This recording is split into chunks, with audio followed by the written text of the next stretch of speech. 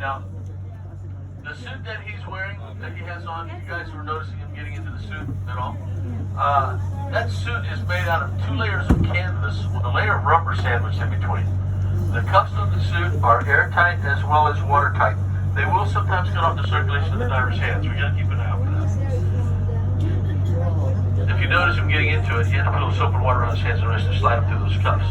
Right? Well, that suit weighs about 18 pounds. The breastplate on his shoulders is made out of copper and brass. That weighs about 22 pounds. His shoes are made out of leather, wood, and iron. They weigh 24 pounds. That's 12 pounds for each shoe, okay? Next, we have his helmet, which is made out of copper, brass, and glass. That weighs 38 pounds. Now, the divers, when they're working out there, they walk on the bottom. They don't swim, okay? So in order for us to keep him down there where he can work, we got to put some more weight on him. What we do is, before we put the helmet on, we're going to slip 2 lead weights over his shoulders. That would weigh about another 70 pounds. Making that a total of 172 pounds, not including the diver's own weight. If you know anybody wants to try this out, come on. Tell them, come on down. What we're going to do is, I'm going to go down a little further, turn around, come over here to the other side of the river where we do our demonstration. Now, this is not where we go commercial sponging, okay? The sponges do not grow here naturally. We have to put them here for the show. Our nearest commercial beds are too far to go back and forth. They're about 10 miles from here.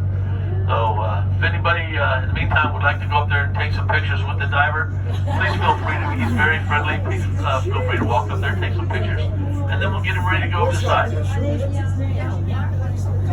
Frank.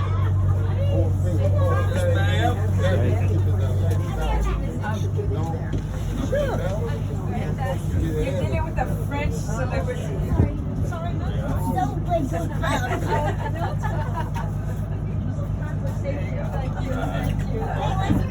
Frank. When you want a picture? I got a picture. Thank you. I like it both. That way we're sure. There you go. Oops. Right. Another celebrity. One more. When do you go down?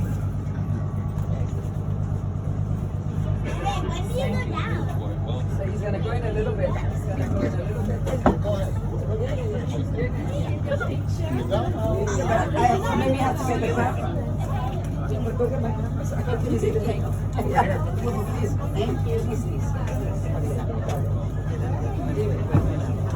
We're in Tarpon Springs.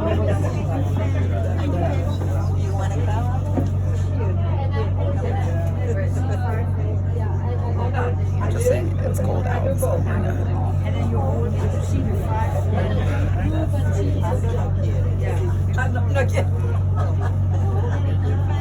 Aldo no quiere. ¿Qué pasa, Aldo? Spanish celebrity. I'm serious. And then another celebrity.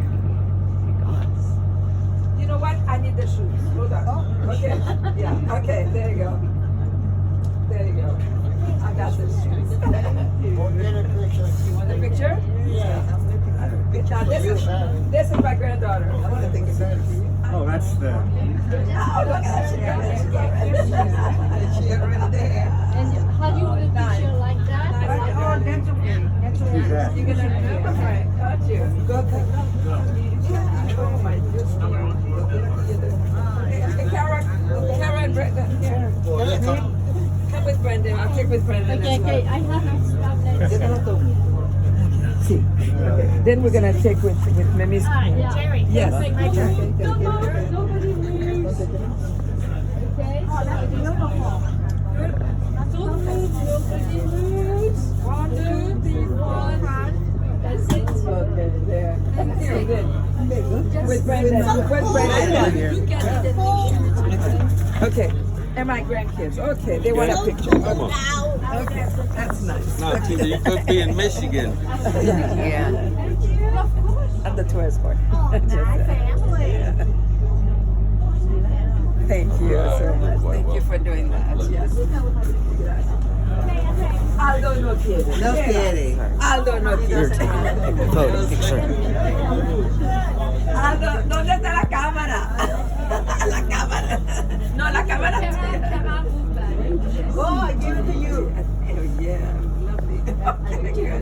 I'm learning. You did. We put I want one with you. Did you take like some?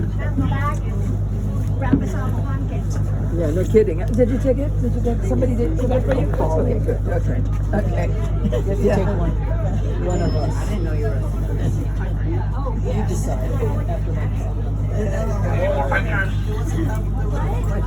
Watch it. There you go. No. Brendan, look at me. As we're getting ready to turn around here, I'm going to point out that house here on our right with the green roof. That's a nice walk around veranda there. Back in 1953, we made a movie here. The name of the movie was Beneath the 12-Mile Reef. Did everybody see that one? Yeah. Pretty good movie, actually.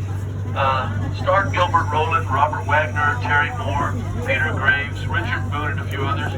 Well, some of the scenes in the movie were actually filmed in and around this house right here. So if you ever have the opportunity to watch it, it is really a good movie to give you an idea what it was like back in the day. Some of the scenes in the movie do depict some real-life situations. One of those being when the diver's diving on that deep reef, slips off the reef, loses control of his air valve, can't reach it to release the air in the suit. Suit fills up with air, it comes up to the bottom too fast. It's what we call the bends and dives. We did lose a lot of divers in that type of accident back in the day.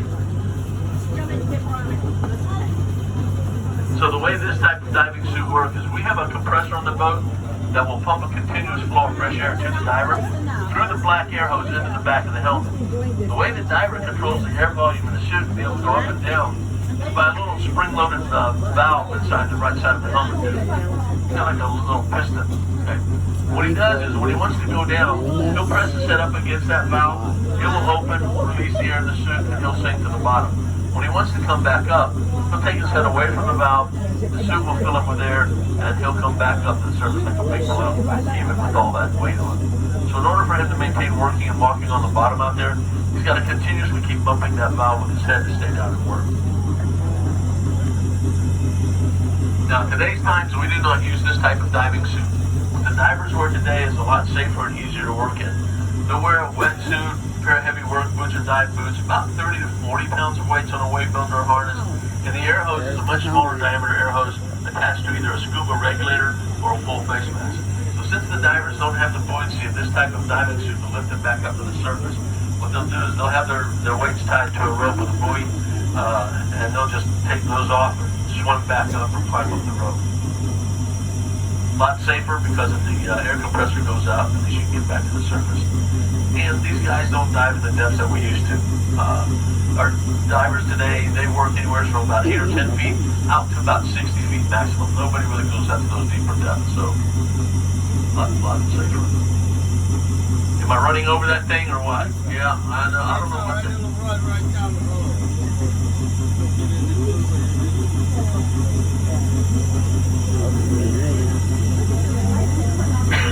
So where he's going to jump off here, it's going to be about 10 feet or 12 to 15 feet deep.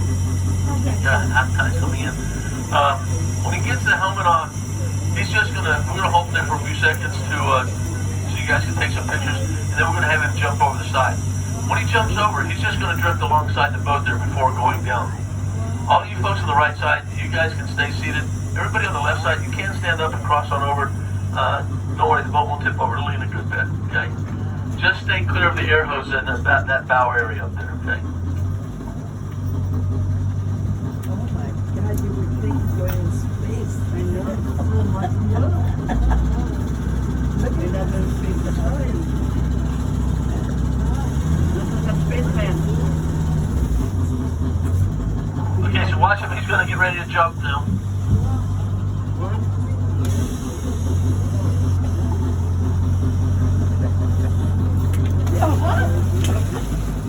I missed it. Wait, over there. Where are you going? Right here.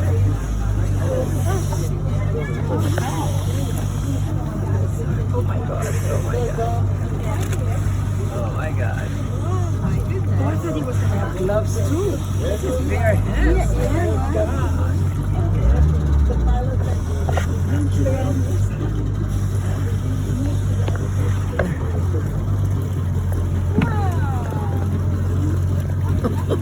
He's under. He's under.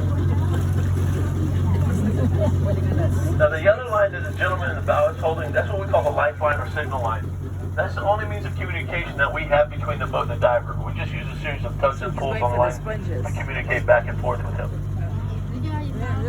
So is he out there walking? Is he down there? He's walking. Okay. He's walking. So he's walking on the bottom now. Okay, the divers when they walk on the bottom out there will typically walk at about a 45-degree angle to the bottom, on their toes and against the current thrusting forward as they go along.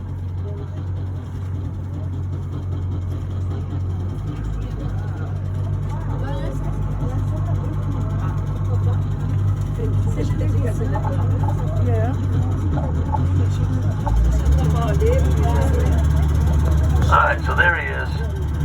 Notice that as he starts to walk along searching for his sponges, he's kind of twisting his body from left to right, side to side.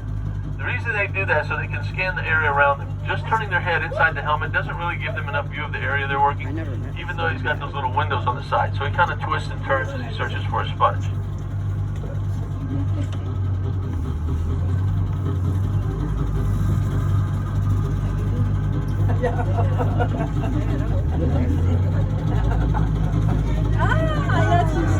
Alright, so there he's got one. Wow. Now the divers when they're working out there, they'll carry a large net bag with them. What they'll do is they'll take that sponge, place it in the bag. When they get a full bag, they'll signal the lifeline tender. The lifeline tender will pull in all the extra slack on the line, tie in an empty bag. The diver will pull that down to him. He'll swap them out, and then they'll pull the full one back to the boat. This way, the diver can work his full time on the bottom without having to go back and forth. That's what made this so efficient. How long can they stay? All day long, depending on the depth that they're working in. Okay. Usually, today's time, the guys are doing about a 2-hour dive. Just depends. So again, anything under 30 feet, you can stay all day long. Over that, then you got to start watching out the lengths of time for decompression and stuff.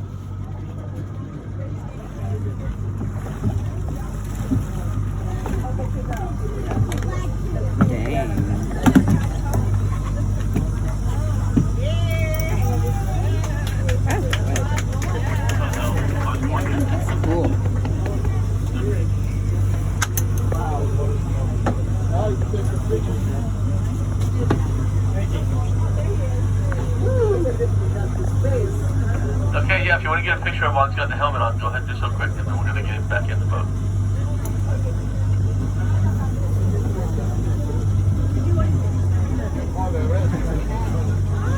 Come on, take your picture. No, upriver. Upriver is the land.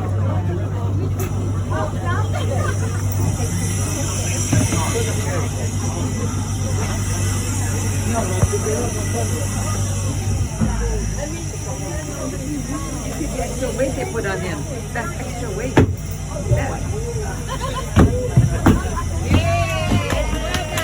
Sharks, not bad. Okay, I mean, if they see one out there, they're going to just kind of, the divers will just kind of squat down there on the bottom, wait till he goes off. Yeah, you better watch out. I mean, it could turn into a hazardous situation, but not too bad. We don't really, I've never had anybody say anything about a hard nut shark.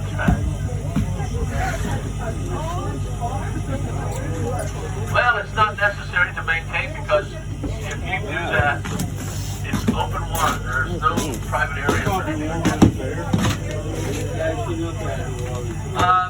Just because the Gulf Stream, the nutrients that Gulf Stream brings up into this area of the thing that provides the nutrients that the sponges need to grow. You know, whatever other water conditions that are just right for them.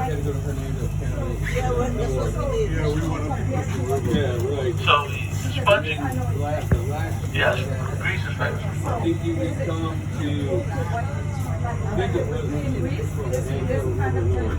well, the waters of Greece were a lot colder.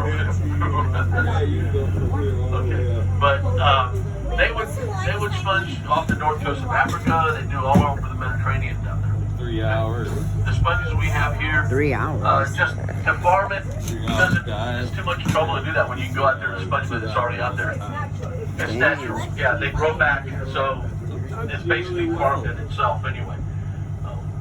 It wouldn't do you any good to try to do that. All right, now Dimitri's going to pass the sponge around for everybody to touch and feel. Don't be afraid to touch it. It'll feel kind of slippery and slimy. Nothing but water will come off in your hands, okay? That is a wool sponge, so that's what the wool sponge looks like. That black skin is the living part of the sponge. When he gets done passing around, I'll tell you how we clean it.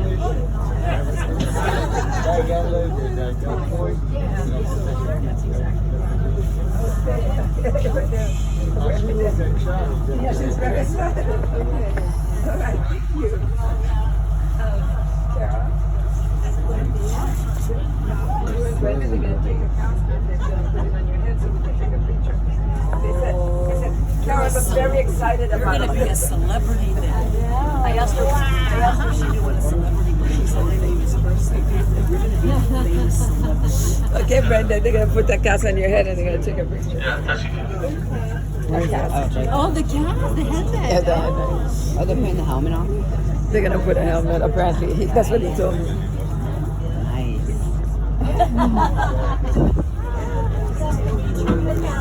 Really is celebrity. Is it real alive? It's done? That is alive? It is alive? It's alive? You can feel Okay, it. so before I tell you about how we clean it, rules and Ew, it's so slimy.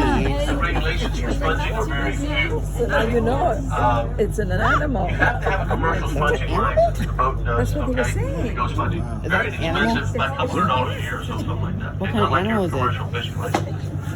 There Okay, is no season. I know it. We can sponge year round, okay? It's like a- It's the weather that keeps I was us about to in, say okay? secret. There is no limit. You can harvest all the sponges you want. They just have to be at least 5 inches in diameter before you cut one. And nobody has any private areas out there, so it's a first come, first serve, all right? So the farming thing would work because somebody else would go right there and get your sponges if you're working on it. So Okay. you got the natural Take a beds out picture there. yourself? They maintain themselves. Yeah. And to be honest with you, we